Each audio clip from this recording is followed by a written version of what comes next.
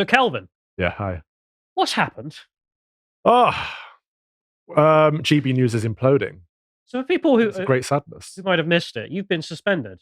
I was suspended and then I was fired. Lawrence Fox was suspended first.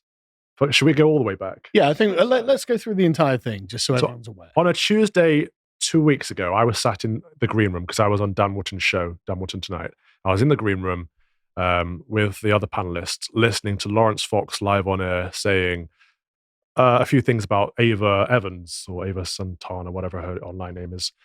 Who is this woman that denigrated men's mental health and kind of disregarded the idea that we need well-being too, and that suicide is the biggest killer of men in this country. And she's a massive misandrist. And he was talking about a conversation she'd had saying we don't need a men's minister, even though we have a women's minister, because she's a massive feminist like that. She hates men. However, instead of debating her points, which he could have easily destroyed, he said he wouldn't shag her, which he probably wouldn't, because who wants to shag a fourth-wave feminist is the point that he was making. Like, your opinions are so ugly, no one would have a romantic relationship.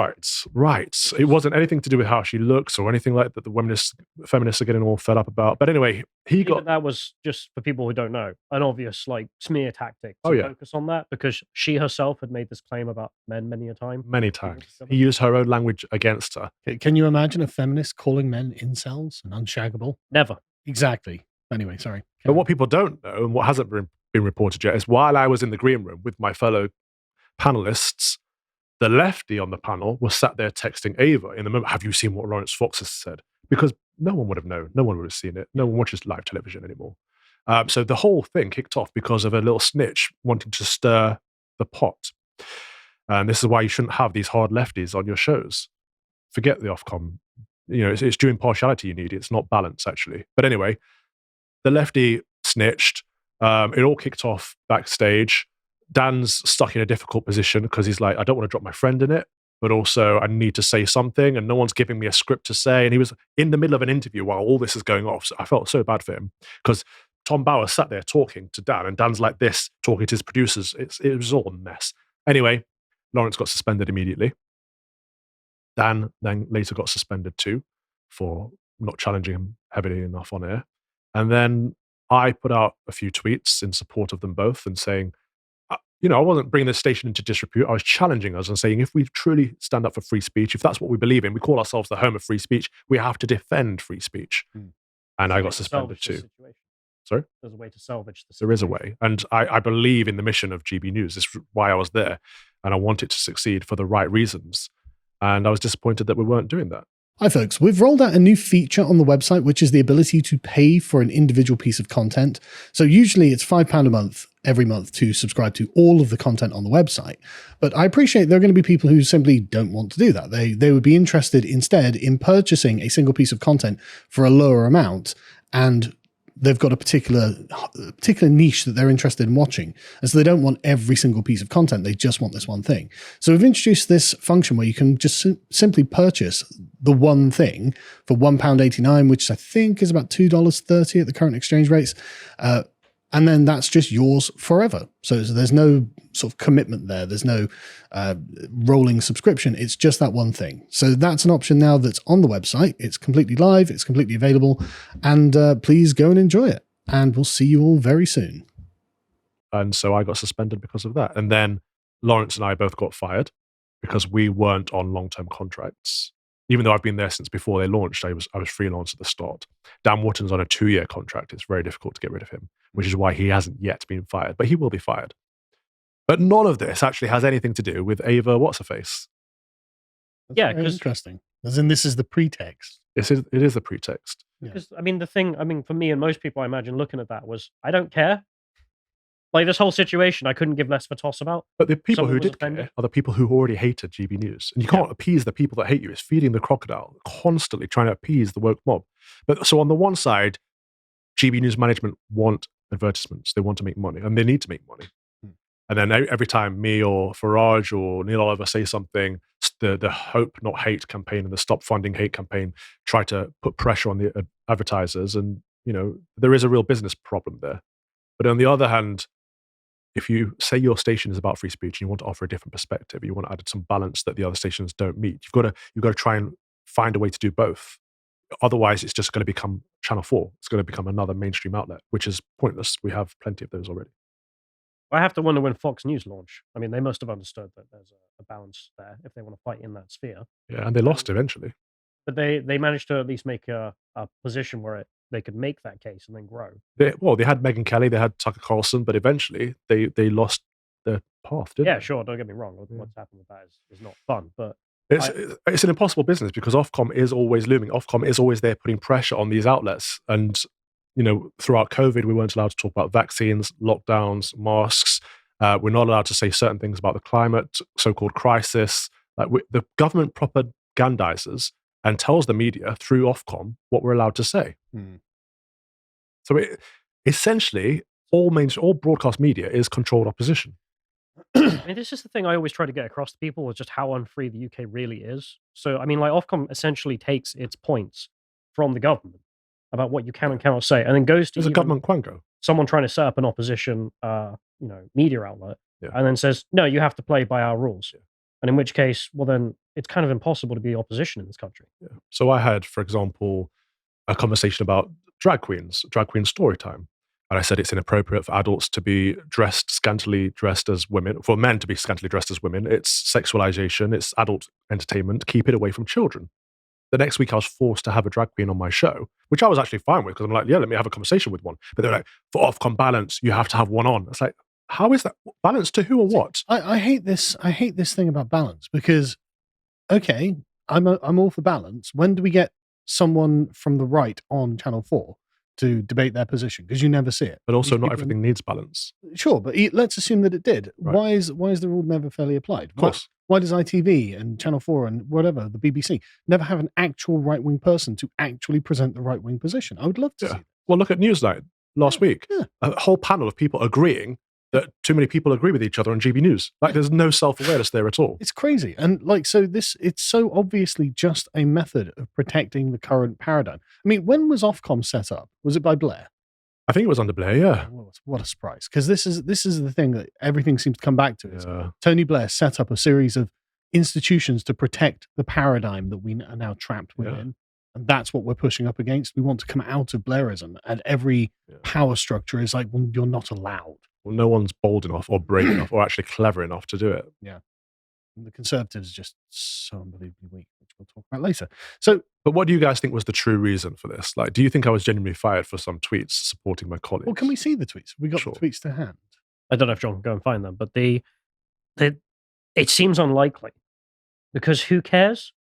I mean, I don't know how sensitive people are at GB News, but everyone else saw a bunch of Labour MPs making a fuss out of this. So clearly it was put in a WhatsApp chat and they were all told to do that. Oh, yeah. And in which case, anyone with a brain cell can understand this is clearly an attack on you, on the station. Yeah. Okay, we can carve off those people out of it and neuter the station completely and protect ourselves, the system there, against people like you.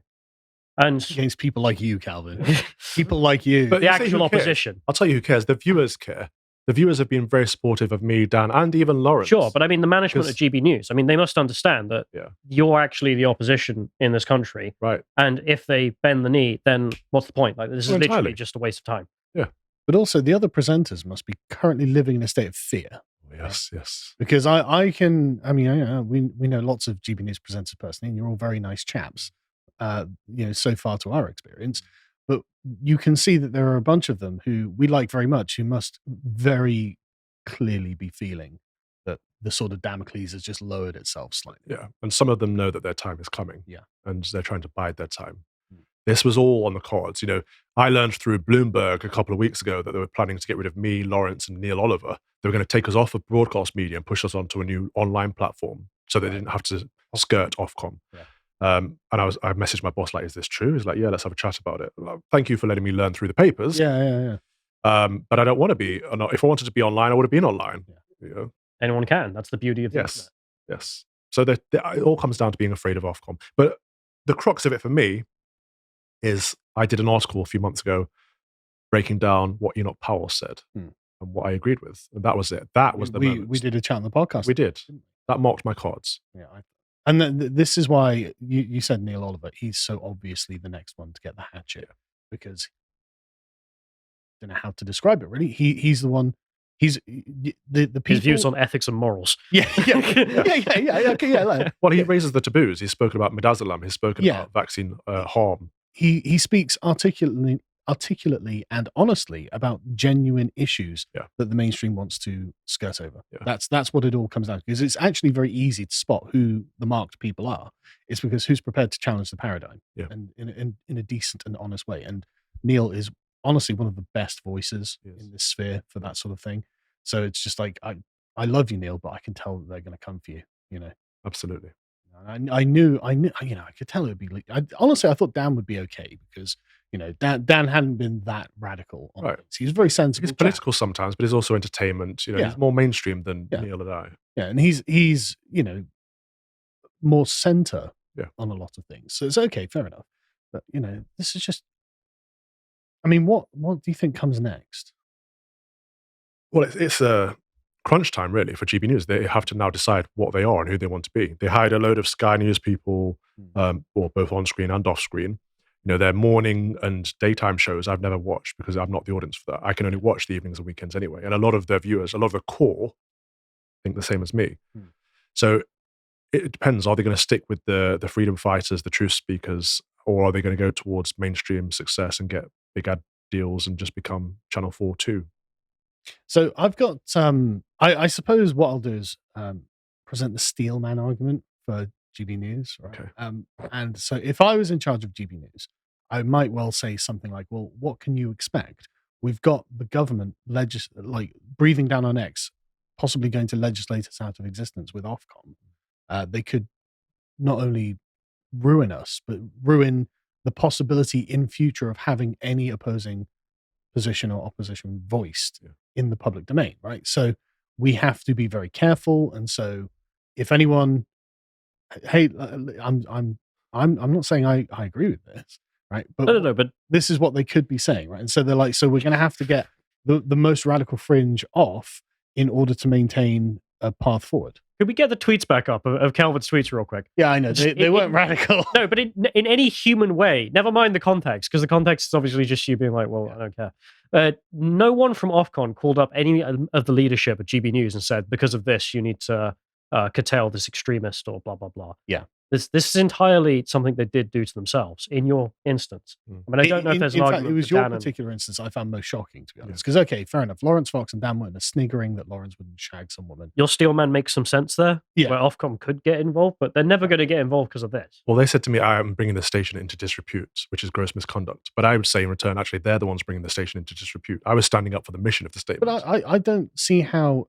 I mean, the thing is as well, like, I, of course, read your statement on this. And it's not like you were swearing or screaming fire and thunder. It was a very calm, very reasonable thing. Say, look, this is the moral position that you purport to hold, and I do hold, and I think you need to stand by it. Yeah. And that should be well within the bounds of any legally regulated speech, even if we abandon the concept of free speech. Well, even if we go into, are you bringing me into disrepute? I've hired you, and you're saying that you believe in my mission that I state, and you want me to uphold the mission I've stated publicly. Yeah. I don't think that's making me look bad. No. That's you standing with me, and then if I betray that, that's me making myself look bad. That's entirely correct. Yeah, that's what has brought the station into dispute. Because I mean, like, okay, well, if you had done something, if you were also on the podcast going, yeah, I wouldn't either, and ha ha ha, maybe. Right. But putting out a statement of opinion just in defense of their right to be able to speak freely, it's crazy. And so it obviously looks like, right, okay, Calvin was on a hit list. Calvin was on a list of people who they knew was going to be a problem. And like you say, it's probably the Enoch Powell article. Yeah. That would have cost them an ad deal, I reckon, at the time. Yeah. That's a rumor that I've heard since. Right. But I mean, that's look the at game what they got into. Look at what happened. Yeah. Tuesday night just gone, the night that I'm usually on the panel. So me and Dan were both missing. The viewership went down to almost half. Really? So the viewers are making their voice heard. It's the management that's bringing this station into disrepute, not me or Dan. Same effect with Tucker Carlson and Fox. Literally half the viewers tune in. Well, you know, they're digging their own grave. I guess they get to get buried in it, don't they? One thing I don't get though is because, as you pointed out, like they got into this game to be that voice of the speech, at least on paper. That's what they're saying. So this is what I'm thinking. You think it was all a ruse? Well, look at the people behind the management. Go a step further. Follow the money. The biggest stakeholder of GB News right now is bidding to buy the Daily Telegraph. To what end? If you own the center-right the only center-right TV station, if you own the only remaining center-right newspaper, you own the center-right voice in the UK. So this chap would have influence over who is the next Conservative Party leader, therefore who is the next, after the Labour government, who is the next Prime Minister of the United Kingdom. This is a lot of power and influence. Forget what Rupert Murdoch's done in the past. This seems to be a new attempt to take over the country. And who is that person? That would be Sir Paul Marshall. Right, okay. I don't know anything about him. I like him. We get on very well. He's a Christian man, as are most of the board, which is why I'm so surprised. The chairman of the board, Alan McCormick, also a Christian man, which is why the biggest surprise for me that I found disheartening was that since I've left, I've learned that a senior member of management allegedly sexually harassed a former colleague of mine, which is why she left. I didn't know that's why she left, and if I did know, I would have left immediately. And it seems that they paid her off with 5 figures, which the reason I find that disheartening is because the board would have had to sign off on that. No one could just give out 5 figures like that. So these Christian members on the board have signed off on paying off someone who was sexually harassed by the same chap who's coming out to say what Lawrence Fox said was beyond the pale. What he said was beyond the pale. What about what you did? Yeah. This is something I've never really understood, because you go and meet rich people, and you get rich people of both political persuasions, and the ones who are right-leaning, like you say, this guy's a Christian guy. If I was him, and I'm positioning myself to try and control the right or have that kind of power and influence, which, who wouldn't if you could? Why wouldn't I intervene to save people like you and then get rid of people like that management who did such a thing? It's good point. Different people have different theories. The original theory is that they brought all the dissidents together to control us, but actually we're more harm to them than good, so they've cast us aside. I don't know. It's just too hard to tell. But I mean, I always said GB News is not controlled opposition. It isn't controlled opposition. It didn't look like we're offering an alternative perspective, but it looks like it is now controlled. It literally is controlled, and that's a shame, because I need it to succeed. We all need it to succeed. Without a voice in the mainstream media that is different to all the others, who's going to speak for us? I mean, do you remember? I remember when it launched, and there was such this energy as well of everyone on the right being so happy. Frankly, like there was not a single person who was like, "Oh, I want GB News to absolutely fail because it's controlled." Blah blah blah. Like, everyone was just like, "No, this is a great idea. If they can make this work, this can properly bring the opposition back into having influence in the UK. We could be a normal country again that does have 2 sides." At least it has done some things, like raising the Rotherham scandal, for example, that documentary that Charlie Peters did, fantastic. And we've constantly banged on about immigration, so we're having some influence there. We have done some things, but then with controlled opposition, you would have some influence, wouldn't you? That's the whole purpose, to make it seem like it's not controlled.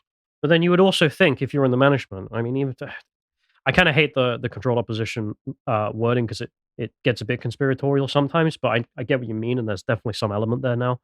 But I remember, let's say you're at the management, you're in the leadership, and you can see that there's this huge section of the public, huge section of activists, and a huge section of commentators who are all wishing you well, helping you, doing anything they can, giving their careers to you to come and help. Why not make that work? Yeah. I mean, there's loads of money in that. If not, if you can make it work, even if you're just someone who cares about money. Right. But if you care about influence and power and changing the culture for the better, and I don't know, maybe my kids should have a better life than me. Well, you have a different business model, don't you? If the advertisement model isn't working because they're all woke and they're being pressured, more ways to make money than that. You guys have got a different model, for example. Have a paywall, do something else. Sell products. Yeah. You could literally have products sold on GB News. Yeah, people would pay so much for those GB News mugs. Right. Right. Like they would. And literally you could have literally anything being sold. Yeah. It's kind of crazy how myopic the view of what can be done with GB News is. And that's the thing. Callum's exactly right? Obviously we've been firm supporters of GB News since day one, because we want a television station that's promoting this worldview, our worldview. And so like we've always viewed, and like you say, almost everyone on the right was just like, yeah, okay, brilliant. Something that's not going to be just leftism. Yeah. That was, and that's how desperate things are in this country. And that's why they hate us when we've got Adam Bolton talking about the broadcast ecology, as in like step outside of the reams of what we always talk about, then you're beyond the pale. Like, what is this pale they keep talking about that we're always beyond? That's what I want to know. And why do we have to agree to their terms? Yeah. What some divine writ has been handed down by Tony Saint Blair, yeah. and now you're not allowed to challenge that. It's disgusting. I mean, we'll get onto it later, but I mean, when you look at the opposition media versus the state one, I mean, the reason everyone was so united, you rightly say, is because everyone's so sick of them. Yeah. I mean, the things you get out of that ecology that he's talking about, It's awful. It's unwatchable. Yeah. There's a reason nobody watches the TV, and it's not just because of the technology shit. I went on Sly News this week. I invited them into my sitting room. They've got the cameras up and everything. They're in my home, and they're just insulting. They're rude. Yeah. The Sky News presenter wanted to bang on about what Lawrence said, and I said, there's a wider thing here. This is about men's mental health. Can we talk about that? Constantly talked over me, constantly shut me down, wanted to basically lump me in with Lawrence and call us both misogynists. I'm like, do you not care about what's going on here? Finding the facts of the situation, talking about the current events? No, it's all about painting the right out as the bad guys. There's an agenda there always. The thing that really drives me crazy, though, is somewhere like LBC will never get the same kind of scrutiny as GB News. I mean, I've seen them constantly going on, oh my God, Conservative MPs are getting their own shows on GB News. Yeah. It's like, okay. What happened to everyone on LBC? What happened to Nigel Farage? What happened to Katie Hopkins? But not even that. Okay, well, are we going to talk about David Lammy? Like his show on LBC? There are loads of Labour MPs who have shows on LBC. Yeah. Shut up. Just stop with this. I mean, I know there's no point observing the hypocrisy of the left, right? Yep. It's just. But this is how rigged our country is. Exactly. But it's for the people who are watching going, look, they don't care about this. No. They don't care about this at all. They're not in any. I mean, like, I can't. When was the last? In fact, I can remember, right? I think it was 2018 when I was invited to be a sort of phone guest on LBC on Nick Ferrari's show because Tommy Robinson had just been deplatformed. Yes. And the chap who had orchestrated it was like, yeah, this is good because Tommy Robinson was calling for people's heads. And I was like, okay, where's the evidence of that? And that's all I was saying. Just where's the evidence of that? And they freaked out. And that was the last time I was ever asked. And that's all I said. In their eyes, that's you also calling for people's heads. Yeah, that's how they think. I assume so. I was, because I don't think that he did this. And I was just like... He introduced said, what's the tweet? And then the guy who claimed it was like, well, Nick, there's no single tweet. No, that was later on Finnish TV, I think it was. But like... No, Mohammed did also say that on the phone call. Did he say that on the phone call, did he? Yeah. Right, okay. Because I was, I said, look, if there was a single post where he was calling for people's heads, well, we'd see it. It'd be everywhere. Why can't we find it? And of course, because it didn't exist. It didn't happen. This was all a lie. And that was the closest I have ever come to being an opposition on LBC. And that was 5 years ago. What do you ever see now on LBC? And like you say, they got rid of all of their right-wing commentators.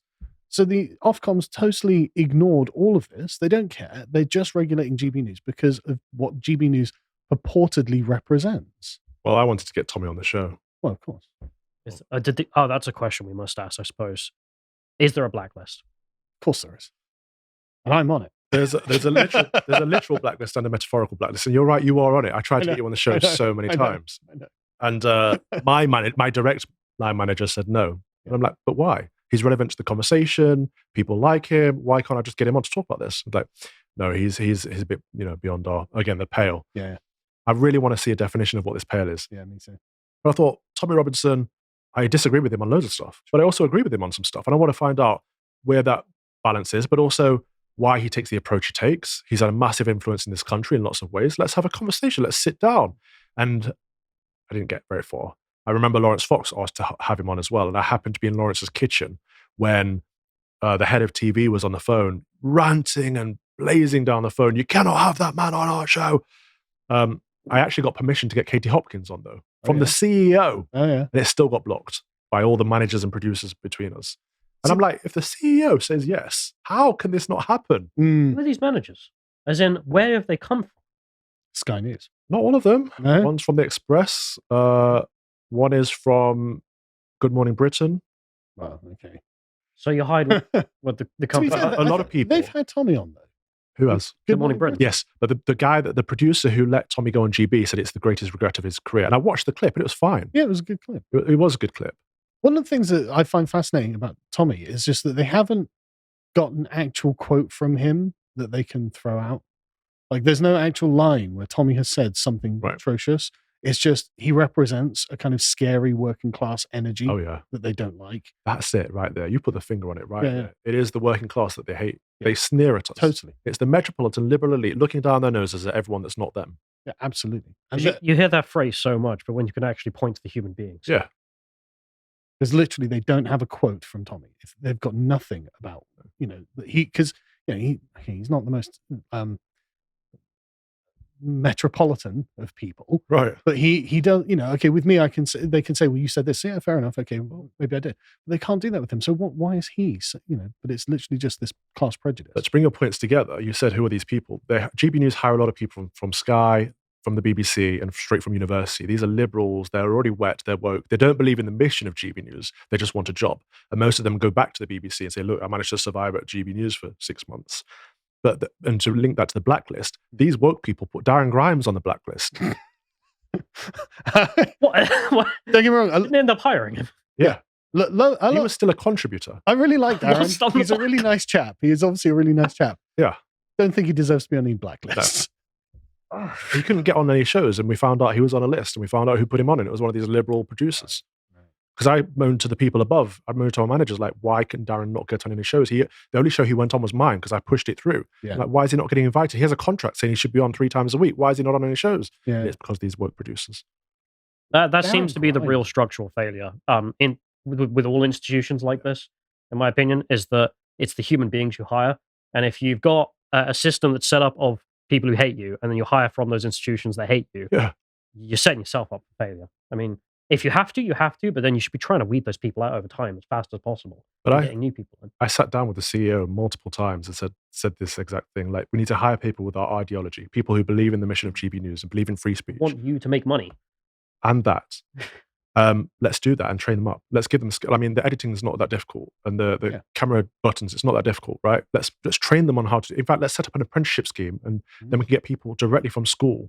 We don't need people from university. It's like, yeah, that's great. Nothing ever happens, and they just keep hiring these woke people who want to destroy us from within. Yeah, a lot of them there literally hate me, Lawrence, Neil Oliver, hate us, not just disagree with us. They can't stand our very being. We walk into that bunker in that basement, and you can feel the negative vibe. It's awful. And the thing is, that these people, when they go out with their fellow woke friends, they go to the pub. They'll tell stories like, so there was a slight audio glitch on Lawrence Fox's show today. I did my part for the cause, and they were like, oh, good for you. Maybe next time you can get the camera to cut off for a few seconds or something like that. And I don't doubt that that's exactly the kind of conversations they're having. 100%. Terrible. I suppose you should ask. But then, is this incompetence from the managerial perspective, or is this part of the design? I don't know. I'm going to be charitable and say it's incompetence. Okay. Right. Because I'm a nice charitable guy. The eternal optimist. Yeah. I just asked the question. I'm not passing judgment. But I suppose we'll end it off with what's the future of GB News in your mind? Will they take some kind of advice, try and reform themselves to actually make themselves more money and be better, or just become Channel 4? The board has to step up. These Christians on the board have to step up and say, actually, these are the principles we stand by. They need to fire the management, hire some new management who's going to... Mistakes have been made. Yeah, mistakes have been made. Start from scratch, and we still believe in our founding principles, and hire people who are going to push those forward. Stop hiring woke people that, yes, they've worked in TV for 15 years, they know how TV works, but that doesn't matter. We're not trying to do what TV has been like for the last 15 years. Yeah. The whole purpose is to do something different. And this, ironically, is how Fox News succeeded. Yes. Because when Fox News started, I think it was in the 70s, everyone was like, you can't start a right-wing TV station. It's going to fail. Yeah. And obviously, Fox News was literally the only right-wing TV station. People want it. Because there's a huge appetite for it. So it's crazy how they're not following the same path. One of the heads of TV, who's no longer there, came to me when she first got there. She's like, Calvin, first thing, we need to change the name of your show. Common Sense Crusade doesn't work. It needs to be Calvin Robinson Show. And I'm like... I'm not Piers Morgan, calm down. No, but also that's just vain. That's pride. That's sin. I don't want any of those temptations. Thank you very much. It's not about me. It's about the mission, the crusade that I feel I'm on. Also, I want the word crusade on there. Does it sound? Yeah, exactly. Crusade. We need to say it more and more. Your graphics are ugly. We need to get rid of them. I'm like, they're the best graphics on the show, on the channel. You can't. I got banned from wearing my cassock, so you may have noticed I started wearing my clerical suit instead as a compromise. But even that, they wanted me to get it off. Put a certain suit and tie on, which I happen to be wearing today. But that should be my choice of what I wear. Sure. And I'm a cleric. That was your brand and your image. But I'm a clerk in Holy Orders. It's my day-to-day uniform. Most of the time, that's what I wear. But like when people would look to GB News, one of the things I want to see is more British things. And one of those is a clerk in his uniform. Right. Amen. But yes, the cassock got banned. This is all like chipping away. These liberals chipping away at what we're supposed to be doing. So I suppose we'll end it off with where are you at? And do you have any plans? I am now jobless. and I put this this give, send, go up so that I wasn't also homeless. So I can, they cut me off instantly. No pay or anything. So I now have a roof over my head, but I have no plans. Okay. I'm trying to look for the doors that God opens to me and walk through them. So I'm not setting career ambitions and goals. I'm off to the States for a couple of weeks. I'm going to chill out. It was already pre-planned. And then when I come back, I'll focus on what to do going forward. Fair enough. If you appreciated that segment from the podcast of the Lotus Eaters, you can go to lotuseaters.com to get access to all the premium content that's on the site, such as a symposium series, this one on Machiavelli's Discourses on Livy. If you'd like to find out what else is being put out, you can follow on Getter at lotuseaters_com on Getter. Thank you and goodbye.